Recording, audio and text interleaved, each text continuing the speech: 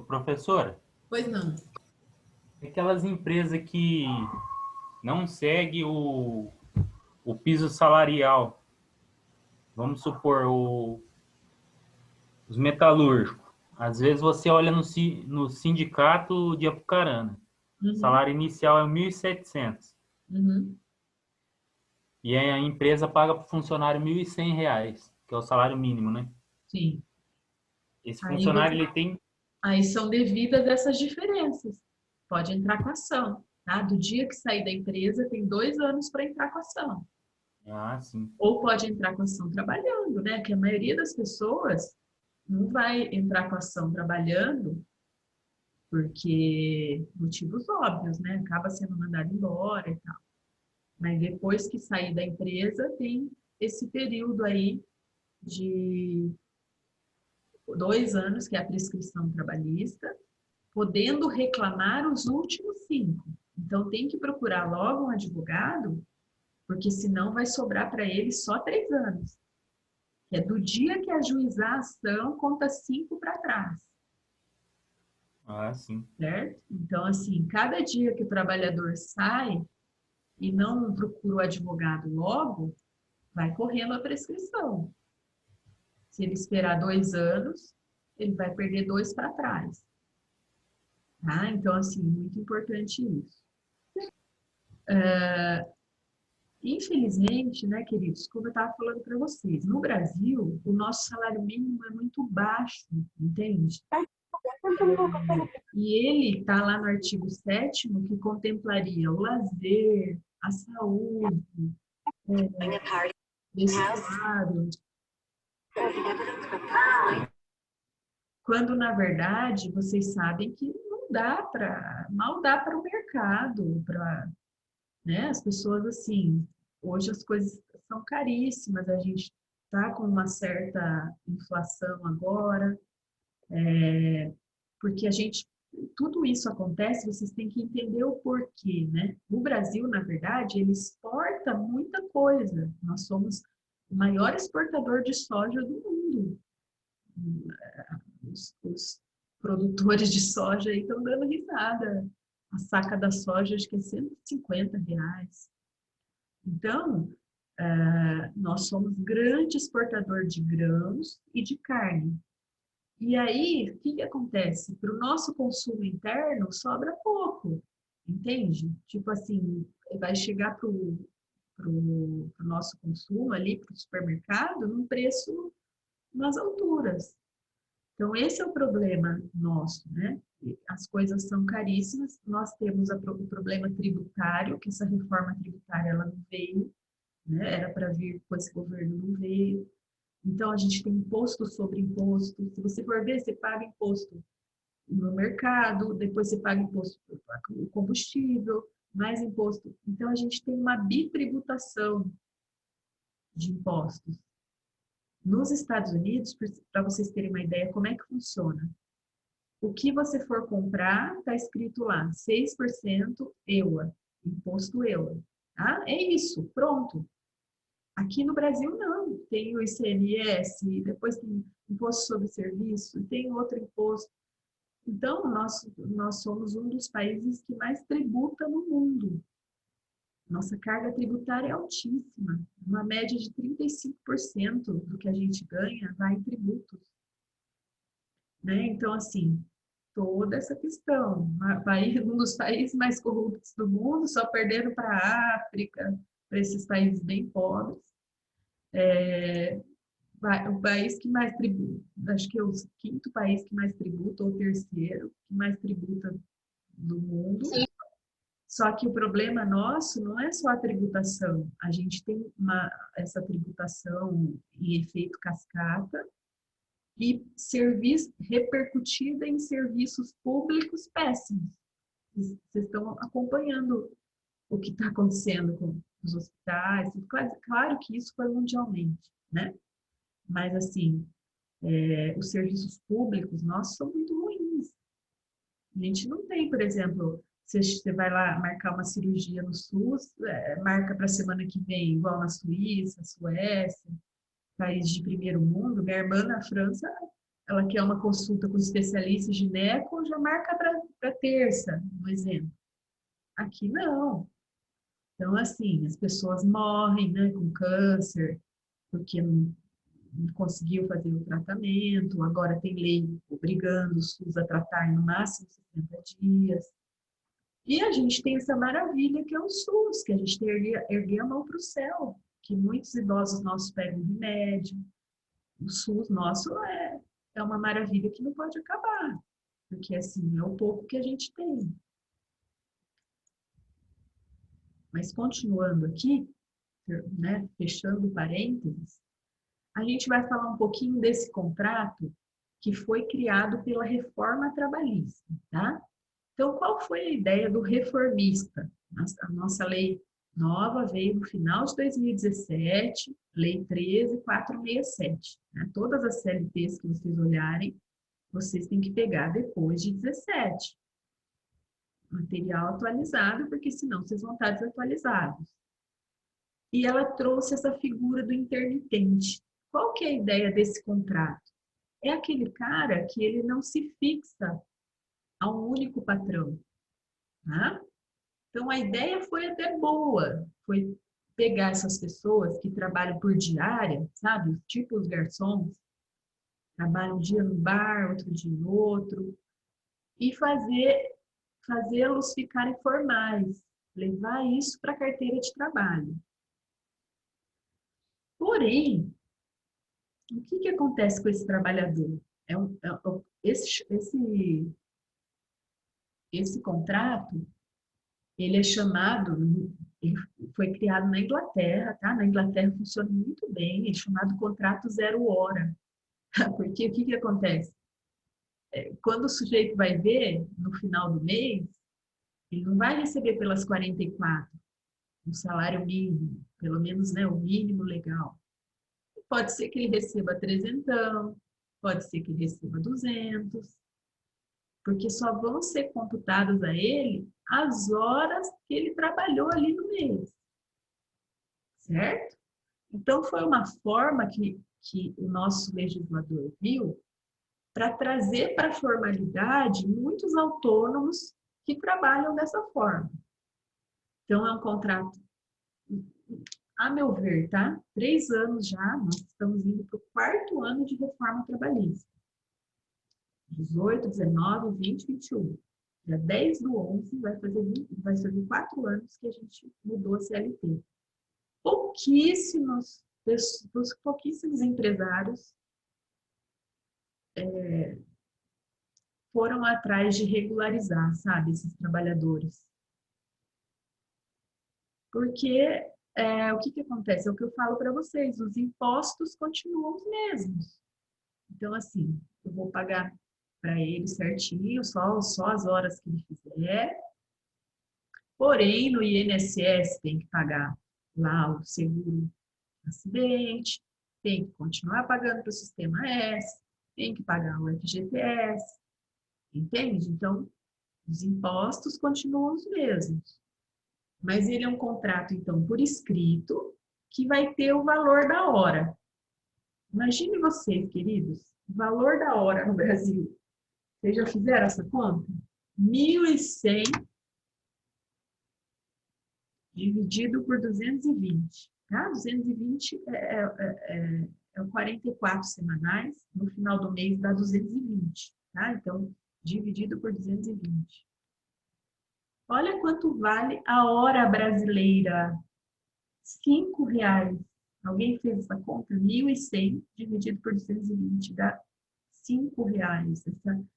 Essa dinheirama toda. Vocês sabem que né? Esse sujeito, então, vamos supor, ele trabalhou no final do mês, sei lá, 30 horas. 30 horas. Aí ele vai ganhar vezes 5, 150. Perceberam? Então, assim, muitos aplaudiram isso aqui, mas, na verdade, é meio complicado para o empregador, né, seguir. E para o trabalhador, então, já que ele não tem mais devido nem o mínimo, ele só vai ter o valor da hora, Vai ser é meio complicadinho para o trabalhador esse contrato intermitente. Tá? Mas o que, que ele tem de garantia? O que, que é bom desse contrato?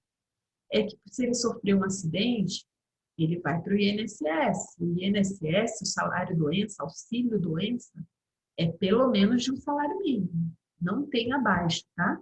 O auxílio-doença é, no mínimo, um salário mínimo. Então, isso é bom para esse tipo de trabalhador. Na carteira, ele vai ter vários empregadores, tá? Cada um coloca lá o seu carimbo, a sua empresa, o seu CNPJ, e diz que ele é intermitente. Tem que estar na carteira que ele é intermitente. Aí ela não vai observar o salário mínimo das 44 horas, ok? Então, ele é um contrato que tem que ser feito por escrito. Aqui que eu falo que vocês entram para assessorar as empresas. A gente tem modelinho de como é que é feito esse contrato, certo? Que vai passar para a empresa, para ela fazer direitinho, e não tem problema em juízo. Como que vai ser esse contrato? Olha só, o empregador convocará por qualquer meio de comunicação eficaz, pode ser o WhatsApp, para a prestação de serviços, informando qual será a sua jornada. Então, assim, fulano, eu preciso de você, ó, pelo menos 3 dias antes. Eu preciso de você sábado, sei lá, vamos pegar sexta-feira. Preciso de você Professora, sexta-feira. Pois não. esse contrato, ele assim, não impõe um limite que a pessoa tem que trabalhar, por exemplo, ela tem que trabalhar 3 dias para ele valer, 4. Sim, mesmo Não. que seja, por exemplo, por uma noite está valendo? Por uma noite está valendo. Beleza. Acredita? Por uma noite, desde que observado esse requisito. Ó. Ele avisou em 3 dias de antecedência. O trabalhador recebeu lá o WhatsApp, ele vai ter um prazo de 1 dia para responder. Entendeu? É por isso que eu falo para vocês, essas leis são difíceis. Como é que o patrão vai seguir tudo isso aqui certinho? Ó, 1 dia o sujeito tem para falar, eu vou para você. Então, ele teria convocado hoje, ele teria até quarta, né? Tem amanhã, terça. No silêncio, esse patrão vai entender que ele não aceitou a diária, entendeu? Não aceitou as horas. Preciso de você para vir fazer aqui o bico, é o bico legalizado. Vem aqui, preciso de você aqui 5 horas para atender o nosso horário de pico. Aí o trabalhador vai ter 1 dia para dizer se vai ou não. A recusa não descaracteriza a subordinação. Então, veja, ele é um contrato que tem todos os direitos trabalhistas, mas pelas horas ali computadas, certo? Aceita a oferta para o comparecimento ao trabalho, a parte que descumprir sem justo motivo pagará a outra parte. No prazo de 30 dias, 50% da remuneração que tiver sido devida, permitida a compensação em igual prazo. Então, vejam, fulano, você comparece aqui para mim sexta-feira, te pago R$ 90 por tantas horas, certo? Ah, fala que vai, daí não aparece. Daí dá direito ao empregador cobrar dele 50%. Vai cobrar R$ 45. O duro vai ser cobrar dessa pessoa, né? Se ela aparecer mais. Mas dá o direito de cobrar, tá?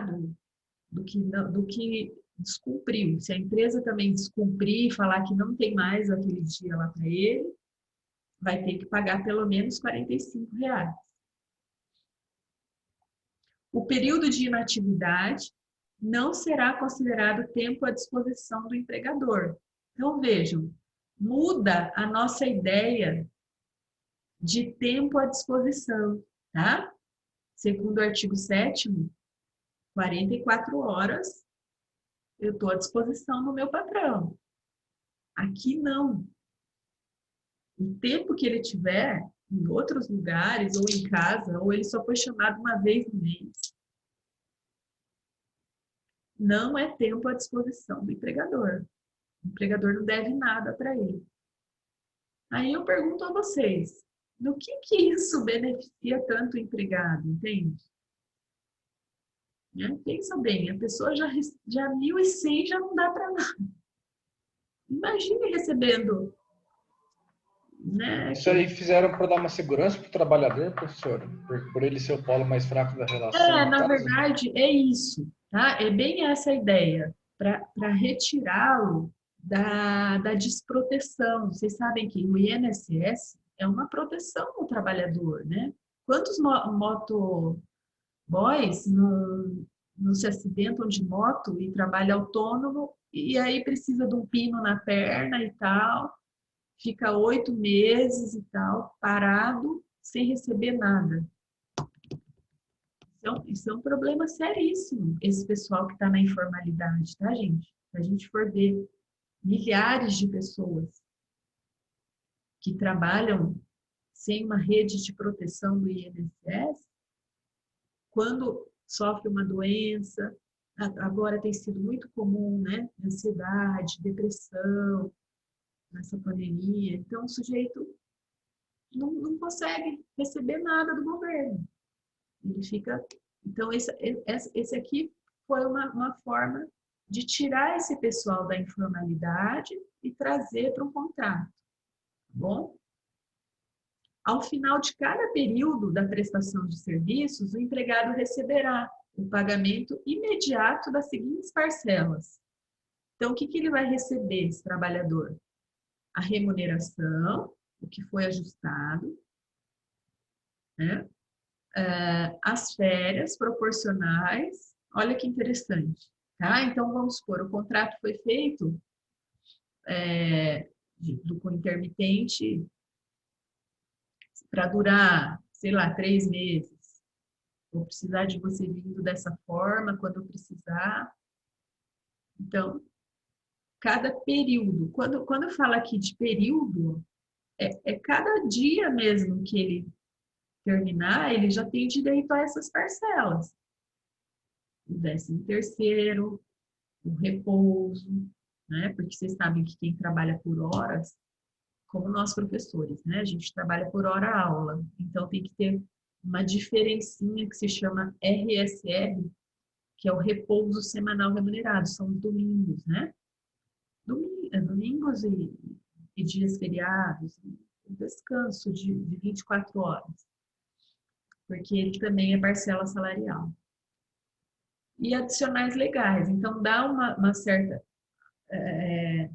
mais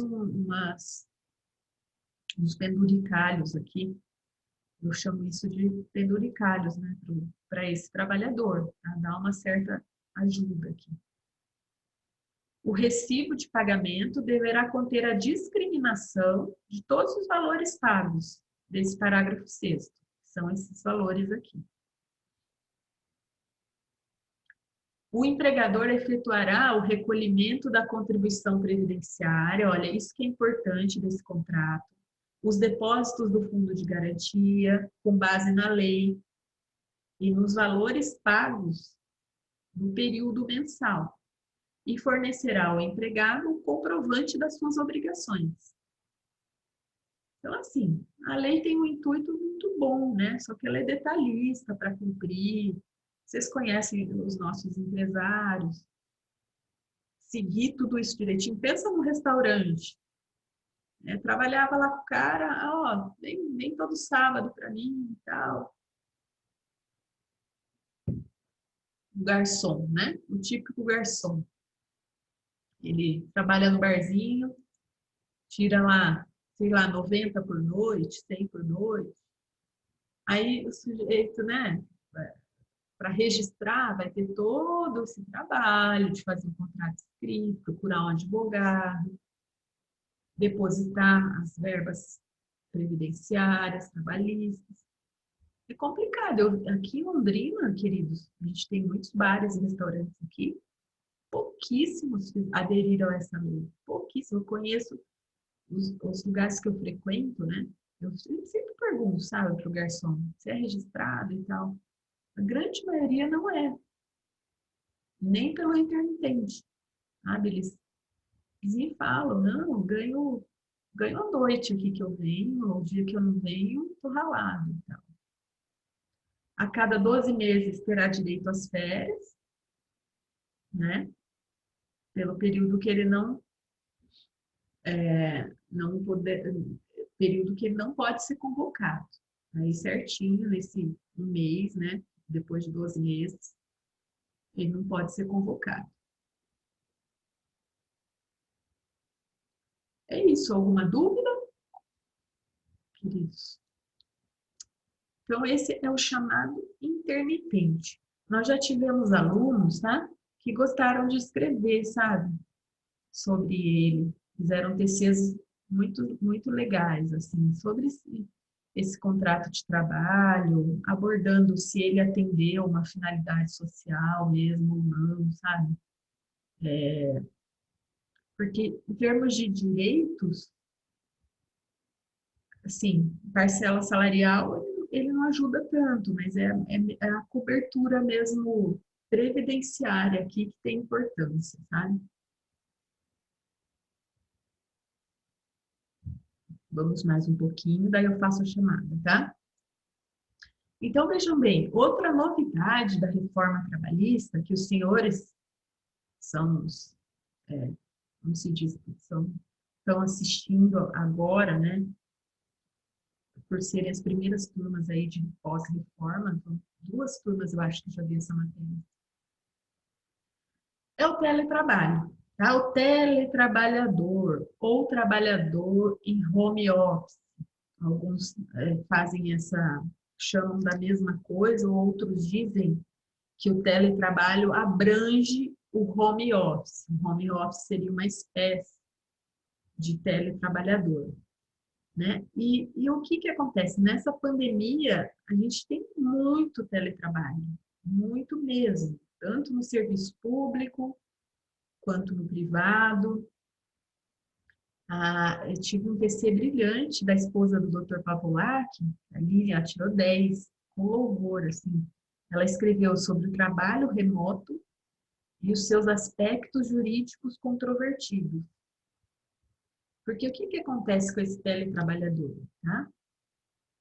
A reforma trabalhista, como ela foi muito apressada, né? Como ela foi feita em 90 dias, tá? Pensem vocês, a reforma de toda uma legislação desde 43 ser aprovada na Câmara em 90 dias, né? Na época do Michel Temer, pela bancada maioria empresarial, 245 votos da bancada empresarial. Então, assim, veio com falhas, foi muito apressada, não conseguiu abranger tudo. Se esse teletrabalhador, por exemplo, está trabalhando assim o dia inteiro, aí fica com ler, dor, né?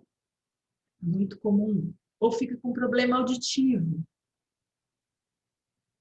Como é que vai ser isso? Não regulamentou tudo. Então, a Lilian fez um TC brilhante que ela escreveu sobre cada ponto controvertido, sabe? A questão dos acidentes de trabalho, a questão da jornada, porque ele não tem direito às horas extras. Mas e se ele ficar o tempo todo conectado e respondendo ordens, respondendo e-mail? E o direito ao lazer, a privacidade e a intimidade. Então, assim, na França, para vocês terem uma ideia, a partir das 18 horas, não se pode, a empresa é multada, assim, milhões, minha irmã falou, se ela mandar e-mail fora de hora, entendeu? Mandar... É séria essa questão do direito à privacidade e à intimidade. Mas o teletrabalhador, ele está ali, entendeu? De repente vem uma mensagem, vem um e-mail, ele não tem direito às horas extras, mas ele está trabalhando, está conectado. Então, O que é o teletrabalhador? Essa é a reforma trabalhista. Teletrabalho é a prestação de serviços preponderantemente fora das dependências do empregador, com a utilização de tecnologias da informação e de comunicação, que por sua natureza não se constitui um trabalho externo. Então, é diferente daquele vendedor externo que a gente estava vendo há pouco, né? O representante, o vendedor, eles trabalham, né, angariando clientes, visita um, visita outro. Não é esse. Esse aqui trabalha com tecnologia da informação. É o meu irmão lá que eu falei para vocês. Ele programa COBOL, um monte de coisa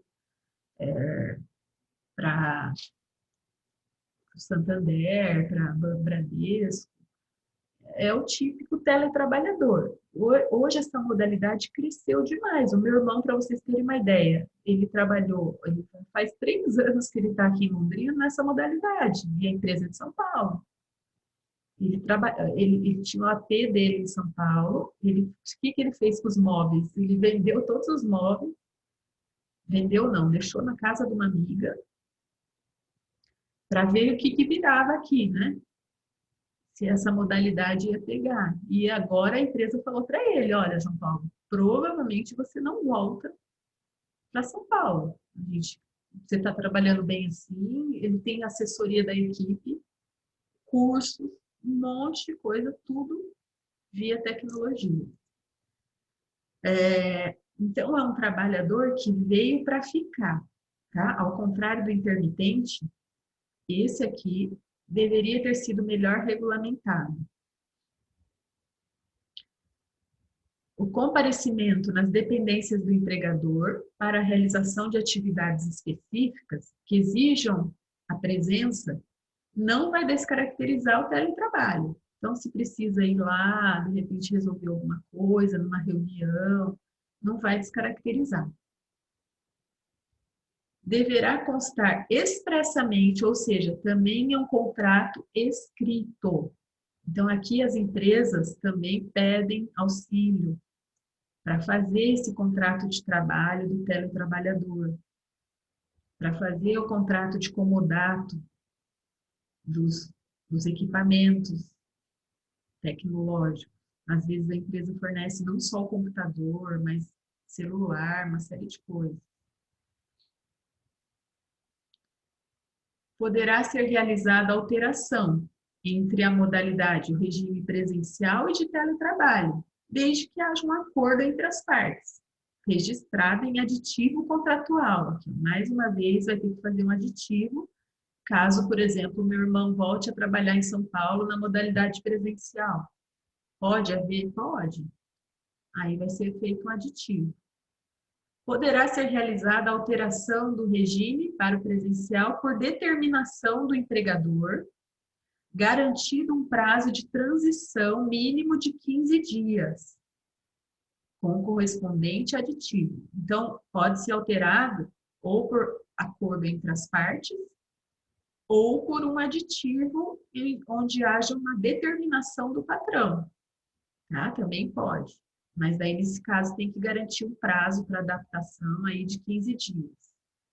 Né? Então, imagine vocês que meu irmão tenha que voltar até fazer essa mudança e tal.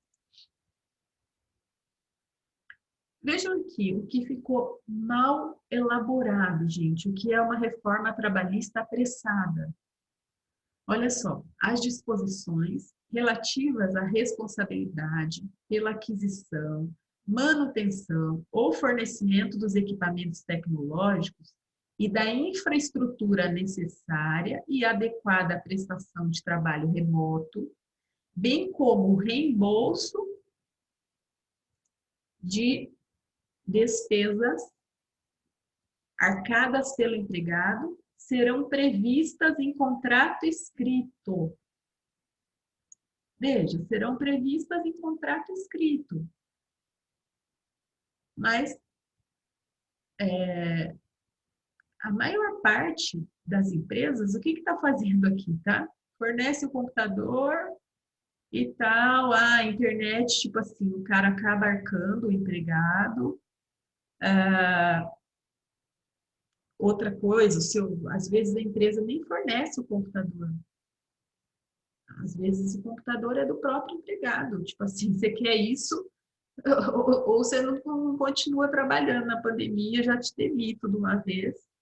Professora, É complicado, gente. Pois no não. caso da FAP, está sendo mais ou menos assim, né? A instituição não fornece o equipamento para vocês, né? Ai, André, está gravando. Eu não Não, vou. não tem problema, mas são várias empresas que faz isso porque o Sim, investimento é exato. bastante alto até nesse período, né? Se fosse algo previsto, né? Mas dificilmente as É. empresas, por exemplo, a prefeitura Ah, tem pessoal que está tá vendo de retirar o equipamento que é utilizado dentro do prédio para levar para casa sim, para trabalhar, porque não tem previsão de comprar. exatamente, André. Então, assim, queridos, o que acontece conosco, professores, né? Vocês sabem que a ANFAP é apenas uma unidade educacional que os investidores têm, né? O resto é outro ramo. E o que acontece? Na verdade, eles estão pagando tudo certinho para nós, tudo em dia, mas essa questão ficou aí lacunosa, né? Ficou. Isso está acontecendo com muitos trabalhadores. Isso está acontecendo com muitos trabalhadores, né? Essa questão. O artigo 2º, parágrafo 2º da CLT, diz que os riscos do empreendimento serão todos por conta do empregador. Tá? Então, se a gente for ver pela leitura da CLT de que o empregador observa o princípio de que ele assume os riscos da atividade econômica, ele teria que arcar, entende? Ele tem que arcar com esses custos, né? Teria que fornecer o computador, a internet, o programa, né, para navegar e tudo mais. Mas isso é muito custoso e veio de repente, né? Vejam a dificuldade que a gente tem também, por exemplo, com o reinício das aulas presenciais, que daí vai ser aquela modalidade mista. Né? A FAP teve que comprar um monte de câmeras para a gente poder gravar a aula ao mesmo tempo, né? Que é o sistema, como é que chama mesmo? Híbrido, né? E, então, assim, a gente leva tudo isso, né, em consideração, entende? Não é só a nossa instituição, não. Teve instituição que, que mandou embora o professor, entende? A gente tem casos de colegas da UNOPAR de anos e anos, entendeu? Simplesmente passaram a régua, né? Então, assim, cada um tem que levar em conta, né, esses detalhes. Mas a Lilian, quando fez o TC dela, ela abordou bem essa questão, sabe? Ela trouxe essa questão aqui que eu falei para vocês, há uma previsão contratual por escrito, né? Mas o artigo 75, que eu estava lendo para vocês aqui, ó, ele deixa bem claro que o reembolso das despesas arcadas pelo empregado será assegurado, entende? O reembolso. O restante vai depender de contrato escrito, a aquisição, a manutenção ou fornecimento e a infraestrutura, bem como o reembolso. Pela leitura do 75D, serão previstos em contrato escrito. Isso aqui ficou muito mal redigido, entende? Ó, contrato escrito. Então, se eu fizer um contrato, eu já fiz para algumas empresas, onde o empregado arca com, sei lá, 20% da conta da internet, entende? Ou metade. É válido. Se ele convencionou isso com o patrão, porque veja bem, vai pegar uma internet fibra para tua casa. Opa, também como empregador, ele também tá. Você teve vantagem também com a tua família, entende? Aí pode ser ajustado, meio a meio. Vamos rachar essa despesa. né? Agora, a questão de aquisição, equipamento, né? Realmente, isso seria por conta do empregador. É isso, queridos. Mais alguém tem dúvida? Quer perguntar mais alguma coisa? A gente vai continuar falando, tá? Do teletrabalhador. Eu vou mostrar para... Professora, Oi? a senhora vê essa situação toda, né, que nós estamos passando, já passamos um ano aí, ainda vamos passar.